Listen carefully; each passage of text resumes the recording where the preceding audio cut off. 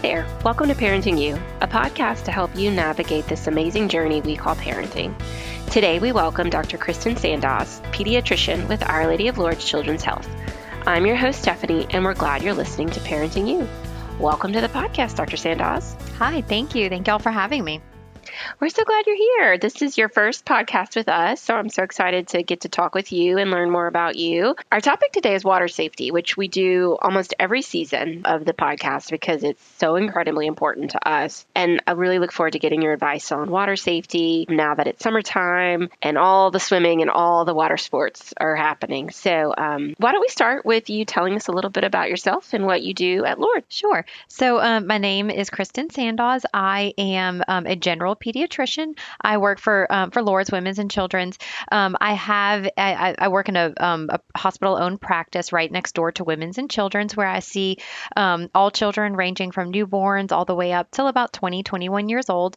And then I also round at the hospital at Women's and Children's on the newborns there. Wonderful. And so for those who don't know what rounding means, you're checking on the little ones.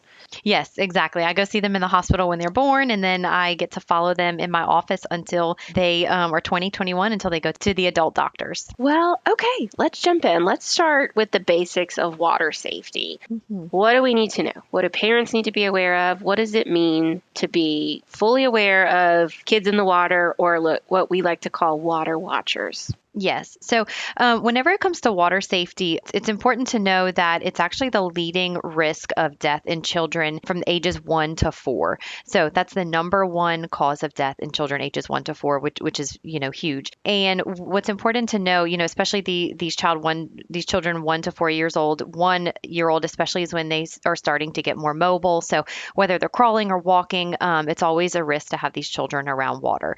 So it's very important to have what we call adult water watchers. And it's very important to designate a water watcher, whether, you're just at home or at a party when there's a bunch of other children around. And it's really important to designate one single person, or more than one is fine, but to actually designate and formally designate someone to watch the water. Because what happens, especially in large groups, is everyone kind of thinks everyone else is watching when in actuality, no one really is. And that's where things can go wrong, especially the little children. Sometimes they're small, so they can slip quickly and quietly into the water. You may not hear a splash. You may not see a big splash of water. So it's very important to designate a specific water watcher. There's something called the NDPA, National Drowning Prevention Alliance, and they have a website, and they actually have these little tags that you can purchase from them, and you physically give this colored tag to an adult water watcher, and it just makes that person more responsible. And in bigger groups, we always recommend like doing shifts. So one person can do it for 30 minutes, another person can do it for another 30, and it just really ensures that there is supervision on these children around water. I love the tag idea. It's something that we've given out at different events and things like that. And so we could even put a download in our show notes, either how to get to the NDPA or our version of the tag.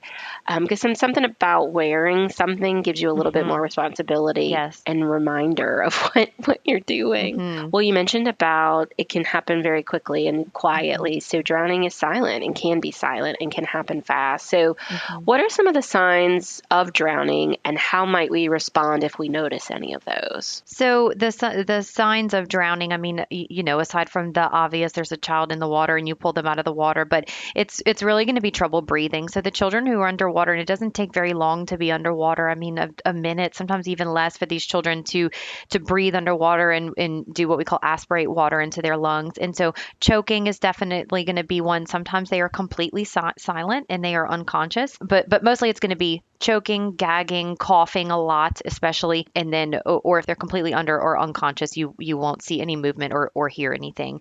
And the most important thing for that, when you have a child or when you're at parties and things like that, is for the adults to be CPR certified, because that's where, CPR and, giving rescue breaths and giving compressions is very useful if, unfortunately, a child does experience drowning, to have that as which is what we would call one of our layers of protection. I like that, layers of protection. Well, and tell me a little bit, something I've always wondered about. You hear every year about secondary drowning. Talk to me about that. Is that real? If it is real, what is it? If it's not real, please bust that myth for us. I'm actually very glad that you asked that because it is a myth. Secondary drowning or dry drowning is what you may hear it called sometimes, is kind of just I say a social media kind of thing, or a social media ploy or marketing ploy where they'll, create these videos online saying, well, you need to watch out for dry drowning. If a child is going to be affected by drowning, it is immediate. I mean, those children are going to be under the water. They aspirate water into their lungs and they drown. It's not like a child slips underwater for a few seconds or a minute and then 2 or 3 days later they're going to start drowning when they're not in water anymore. That is not a real thing. Now, can you aspirate the water and then eventually a few days later develop an aspiration pneumonia? Yes, but that's not going to present as coughing, choking, gagging on water. I mean, you don't have water that's sitting there in your lungs for days. That's going to affect you days later. Signs of that aspiration pneumonia are going to be fevers, chest pain, trouble breathing, things like that days later. That is extremely rare, though. So when a child is affected by drowning, you're going to know it, and you're going to know it immediately. And so those kids that, like you said, slip underwater, just come up coughing, and then they're okay, we're okay. Yes, the bad stuff happened. You'll know the difference. Yes, exactly. If they're able to cough, to kind of cough and then go run and play again or go jump in the water and start swimming again, they're typically going to be fine. I'm so glad you cleared that up. Well, let's talk about swimming lessons then. When do you recommend kids start swimming lessons, and how important is it for them to truly master those skills? So the earliest age that I usually recommend, so there's 2 different kind of swim lessons I guess I should start with. So there's one thing that's called ISR, Infant Swimming Resources. That's kind of where I'm sure you've seen it before, where the baby is shown where they fall in the water and then they roll to their back to float. So that's not really water competency. That's more just how can you get to a safe position for, to buy you some time to when an adult can get them to safety. So that we can start as young as 6 months old. We don't recommend doing any kind of swim lessons under the age of 6 months because developmentally they're just not ready. I mean, at 4 months, some babies aren't even rolling over. At 2 months, 3 months, they're not even holding up their head sometimes. So definitely no younger than 6 months of age. So ISR classes, you can start at the age of 6 months.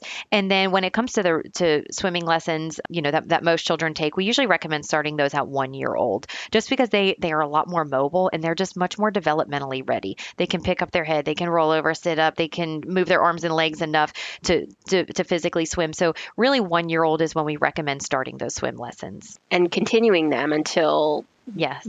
When would you recommend? I recommend continuing them every year until they are a good, strong swimmer. I mean, I know my daughter, she did swimming lessons last year and she's doing it again this year. So just because you do swim lessons for a few weeks one summer doesn't mean you're going to have a good, strong swimmer. So continuing those every summer is always a good idea until you're confident that they're a good, strong swimmer. Grown-ups need doctors too, and kids need their parents to be healthy. Building a relationship with a primary care provider is one of the best things you can do for your own health and for your family. Our health system makes it easy to find care that fits your life with extended hours, video visits, walk-in clinics, and same-day appointments. Whether it's time for a checkup, a screening, or care when you're feeling under the weather, our team is here to help you stay well. Visit doctors.fmolhs.org to connect with a provider near you. Well, you mentioned layers of protection, and I'm sure being a water watcher is one of them, learning how to swim is another, but can you walk me through what all of that looks like? One of the important layers of protection is going to be physical barriers, especially for that age group 1 to 4, because they're so mobile. So they can easily get out of sight, and they can easily crawl and walk, run, get to the pool. So it's very important to have physical barriers. One important thing is to have a fence around the pool. So especially if you have a pool at your home, always having your pool fenced in on all 4 sides. Having another layer beyond that would be to have a gate around that, like a self-closing or latching gate, so that you can make sure it's always locked. Say they were able to get through the fence, at least there's a gate. That's another layer of protection that can protect them. Having a cover on the pool is also important, especially during wintertime when you're not going to be outside expecting your child to swim, but they very well can get out and get into the pool. So having a pool cover, and then pool alarms too. They do make pool alarms where if a child goes into the water, an alarm goes off. And then also having an alarm on your door. So if you have a mobile child, there have been times where kids have gotten out of the house at night night or when the parents are not aware that they're outside. So having an alarm on the door, especially like when it beeps when someone leaves the house, so that you know that your child may have gotten outside. That's the physical barrier layer of protection that's very important. The other layer of protection is the touch supervision. So yes, you want to have adult water watchers who are supervising the children, but you always want to make sure that you are within arm's reach of a child. Like I said earlier, drowning happens so quickly and so quietly. And your child is generally considered safe if you are right there and you are able to grab them, if you're in arm's length. Well, and so that could mean sitting on the side of the pool with them. That could mean in the pool with them. That could mean all sorts of different things. Yes, but typically inside the pool with them is the best. Yes, especially for the smaller ones. So another barrier or another layer of protection is life jackets, or some people call them floaties or puddle jumpers. So life jackets is typically the safest water device to help keep our children safe. And the most important thing is to have a Coast Guard approved life jacket. So life jackets are very good. Some people will say that those are uncomfortable, or that the child can't move much in the water, which they can. I mean, especially if they're Coast Guard approved, they should be. And another thing that a lot of parents have is something called puddle jumpers. So sometimes these get a little bad reputation, but they actually do make a safe puddle jumper for children. And you just need to make sure that it is U.S. Coast Guard approved. In actuality, it's really a life jacket, but it is made to have the chest protection and then the little floaties that go around the arms, which is what we most commonly hear as a puddle jumper. So as long as that puddle jumper is U.S. Coast Guard approved, that is safe to use in the water. Well, that's good to know, because I know the last few years there's been hot debate about puddle jumpers, safe or not. And so we're looking for U.S. Coast Guard approved. Yes. That's great. Louisiana, we have lots of water sports. We have lots of waterways. Are there any rules that are different near open water versus swimming in pools? Is there anything you recommend differently if you're on a boat or you're at the lake, anything like that? Yes, absolutely. And yes, that's one thing that we see a lot here in Louisiana because, like you said, of the water sports and lakes and ponds and things like that. But the difference with open water is that adolescents are actually at higher risk of drowning in the open water environment. Behind the 1 to 4 year olds being at the highest risk of drowning, the second group who experiences the highest risk of drowning is actually adolescents. And that typically happens in open water environments. And the reason is just because a lot of adolescents, they have increased risk-taking behavior. They may not have as much experience in the water when things like currents and things, they may think they're a strong swimmer in a pool, but when you have a current in the ocean or something, that's a whole different story. There's also things like peer pressure and, that it may not be cool to wear the life jacket, and substance abuse a lot of times plays a part in the adolescents too. So very important to keep an eye on everybody, but especially those adolescents in the open water. Teens are a lot more likely to overestimate their skills and underestimate those dangerous situations. So it's always good to have a buddy in the open water environments, especially when you think, everyone can swim. These are older children, they can swim, but it's still very important to always have a buddy. So it's good to team up the adolescents to make sure that if one child is experiencing any kind of difficulty in the water, somebody else is there to know and to get help. Life jackets is always still very important no matter what age, especially in those open water situations. Bright colored bathing suits is another thing that's very important for the adolescents as well, not even just the little ones, but especially in Louisiana where we have a lot of dark water. Our water is not very clear or blue. Yes. So with dark water, it's very important to have those bright colored swimsuits. Always important to go into the open water feet first. So diving is very, very dangerous. Not only can that cause drowning, but it can also cause spinal cord injuries, which can be very devastating. And just always being aware of what's around you and what's in the environment. Alligators and things like that is one thing that we deal with in Louisiana here too. So keeping that in mind is very important. I think that's, it's something that I haven't thought of a lot about when we talk about water safety, because it's typically geared toward the younger ones about the drowning. But water safety isn't just for the babies. It's for the big ones too. And absolutely, just because they can swim doesn't mean you can let up on those safety pieces. So that was all really good advice. Well, and it leads me to my next question, which is water parks. I mean, I know a lot of people go to water parks during the summer. What are some tips there?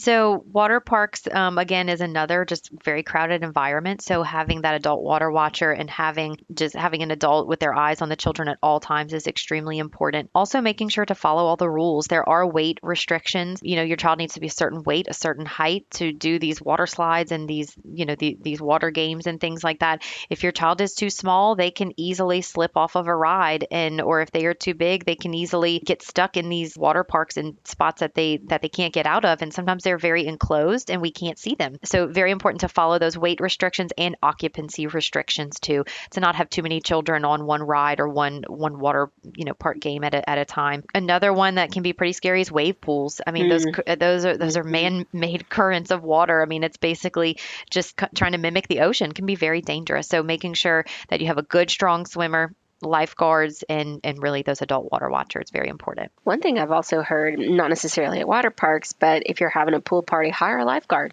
Yeah. Hire a lifeguard to be at the party. Yes. To have, if you have multiple kids, just yes, the money would be worth it for the safety and peace of mind. Well, is there anything else that we haven't covered that you would want parents to know about water safety?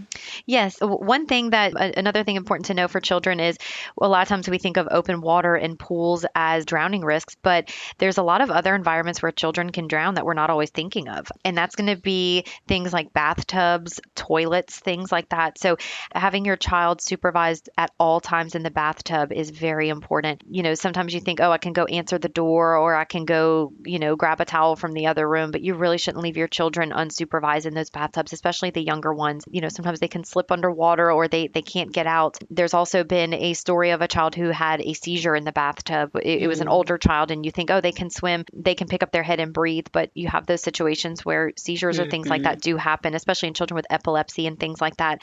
Toilets, there have been stories of children who have died in toilets, like the 1-year-olds who, go to grab something out of the toilet and they go head first. Their babies are top heavy, their heads are large, their head gets stuck in the toilet, they can't get out. There's also been actually something I personally experienced at a crawfish boil was an ice chest was sitting out. It was full of ice that had melted, and a little 2-year-old was trying to grab a juice box out of it, and he went head first into it, and his feet were in the air. I mean, thankfully, there were plenty of adults around. I was right there next to him. We were able to get him out. But I mean, if you could imagine what would have happened if nobody was around, or if 30 seconds, a minute later, nobody was around, he could have drowned in an ice chest. So even thinking, of those areas, leaving baby pools out and stuff, the younger ones, the 1-year-olds and the infants, they could easily get in there and not be able to get out. So it's very important to even have those. It doesn't take much water for a child to drown. So it's important to think of those kind of scenarios as well. Wow, that's incredible. Thank you for saying that, because you're right. People don't, it's usually, it's the pool or the lake. Yeah. It's not those items that feel like every day, right? Yes. And another safety tip is, especially for the younger ones, you can put, they do make child locks for the toilet seats. So that way you can lock it, so you never have to worry about your child getting into the toilet. And then leaving the bathtub drains open too, because that will obviously let the water drain. No water can build up. This has been so incredibly important. Like I said, we do an episode almost every season because it could just be so helpful and life-saving for people to know these things and understand these things, and not to be scared of them, but to be educated about it so they can protect their kids. We are in the summer season of ParentingU, so we are asking everyone, what is their favorite thing about summer? Oh, my favorite thing about summer is getting to play outside with my kids. Just getting to play outside, enjoy the weather, the sprinklers and all of that. It's amazing how one little sprinkler and a child can have the time of their life. So probably that, and just enjoying outdoor time with the children. Well, thank you so much for your time, Dr. Sandoz. We'll have everything you mentioned linked in the show notes, including a link to download the Water Watcher tag. Great. Thank you. Thank you so much for having me. Thanks for listening, and we'll be back soon with another episode of ParentingU as we continue to navigate this amazing journey we call parenting together. See you soon.